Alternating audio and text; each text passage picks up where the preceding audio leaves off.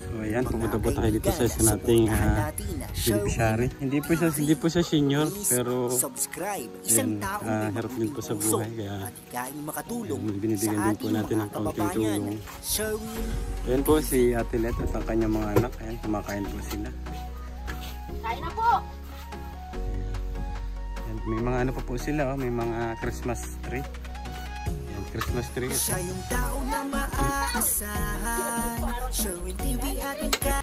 Siyempre ito yung magkakambal. O, ayan.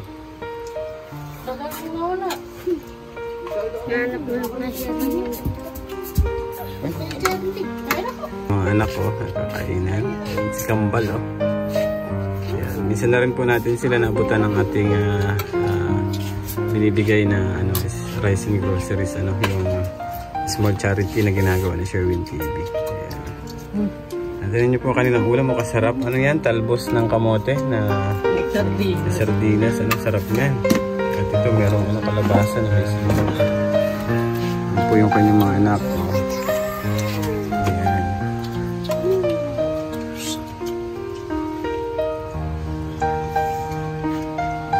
Ayan. Kumusta naman yung dalawang kambal natin dyan? Ayan, kumakain. Mahihain din. Katulad ng kanyang mama. Ayan,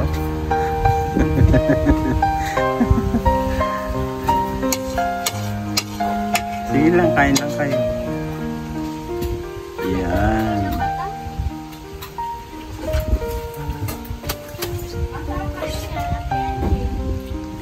Dito nga po sa inyo. Kami pumunta dito.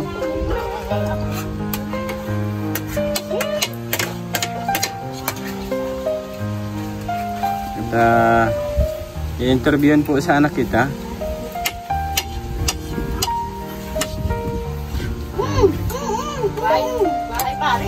Dito ay hinayaan ko munang asikasuhin ni Ate Let ang kanyang mga anak dahil papasok pa ngayong hapon.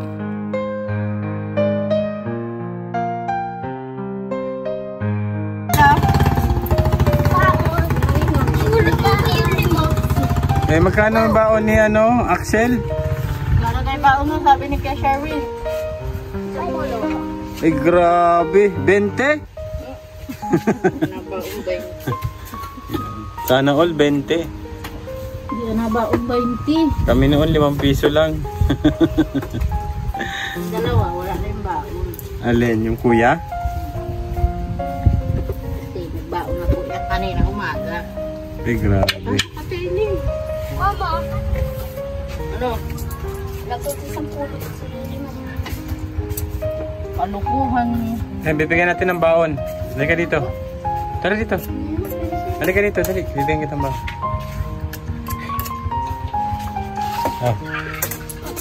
Dali. Si halika dito. Tutoy. Dali, dito ka.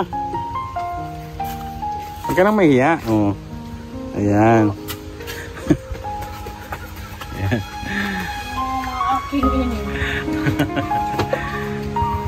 Di ba naman kasi nag-aaral si Ambal, kaya wala mo ng baon. Ano Ambal? Punasan natin lang yun. Yan, sila kuya mo muna ang nag-aaral. Yun Yan.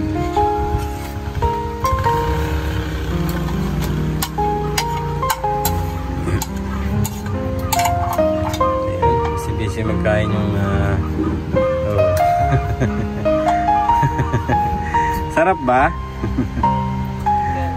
Ayan, very good. Kumakain ng gulay. Ayan, galing. Pasok tayo din. Video ko sa patay.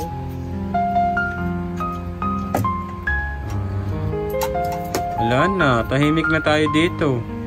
Umalis na sila kuya mo.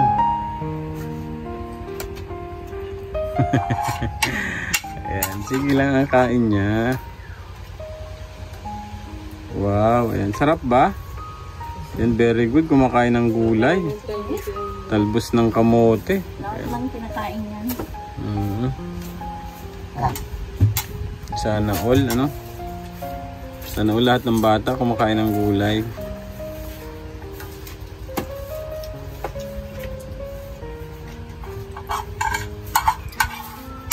Tubig doon. Ito Tingnan natin, ito mo kasunurin ng anak natin ito. Oh, nalagay sa lababo.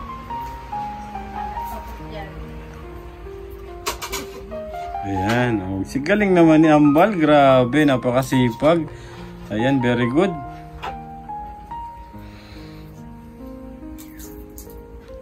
Galing, oh. Sige, maghugas ka na. Ayan. Very good. Ayan.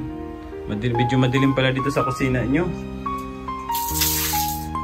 Ayan, ano po yung bata o naghuhugas ng kamay. Very good para tapos kumain. Galing. Ay, very good. Ayan. Talagang naturuan ng tama. Ayan. Ang galing. Oh. Galing ni Ambal, oh.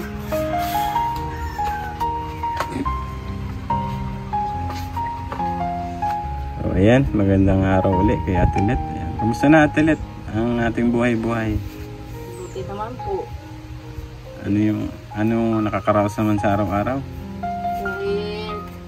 Ano po, na kulang, walang magagawa, kailangan po makaraos. Kamusta naman yung pag-aaral ng mga bata? Nag-aaral naman po silang lahat. Yan, Hindi naman po naliban ng pasok. Kahit walang baon? Kahit po walang baon, pasok lang po. Ayan. Pero nakita natin kanina kahit naman anong ulam kinakain ng mga anak mo. Mga talbos lang po. Naon naman po sila. Ayan. So hindi mahirap pakainin, ano? Kahit anong ulam kinakain. Naman po. Ayan. Bali ilan nga yung anak mo Ate Let? 6 po. 6. Tapos sila lang ang naiiwan, 2. Opo. Yung kambal, ano? Hindi po makatrabaho at walang mag-aalaga. Palilit pa, hindi pa pwedeng iwanan. Opo. Yan. Pero minsan nakapaglabada ka naman. Opo pa extra pag mabantay. Nalabad naman po ako. Ayan. So ayan, Ate Let, may bibigay kami sa iyo. Okay lang? Okay lang po. Ayan. Sige. Okay po yung mga yung ano natin.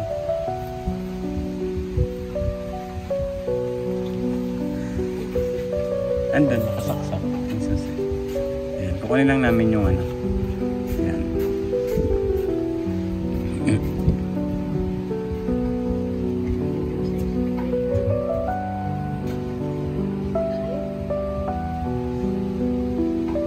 Ayan. Sa Ate Let po is dati na po natin siyang nabigyan ng ating unang ano. Ayan. Kaya po, ayan, lagi po namin din binabalikan kasi alam po natin na nangangailangan po sila. No? Ayan, talagang medyo ayan, hirap po sa buhay kasi 6 po pala yung anak ni Ate Let.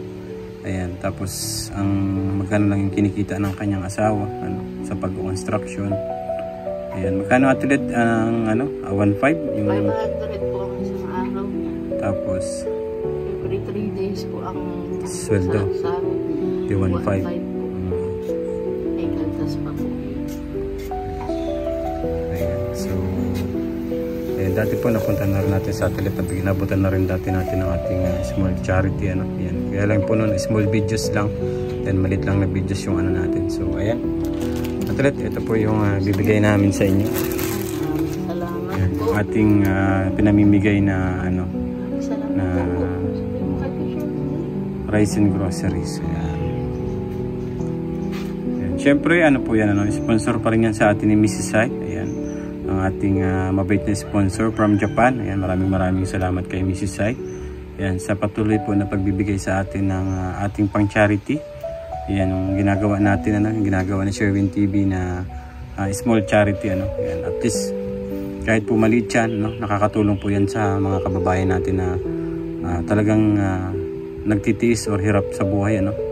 Ayan, kahit po yan, kaunti lang yan, ano, nakakapagbigay po ng kaunting tulong, ano, sa ating mga kababayan. Ayan, katulad ni Ate Let. Ayan, naabutan po natin yan kapag meron po sa atin nag-sponsor, ano. Ayan, so ayan Ate Let, ayan. Maraming salamat po. Ayan, Ate Let, pasalamatan natin si Mrs. Sai. Ayan. Maraming salamat po. Sana po, marami pa po kayo matulungan.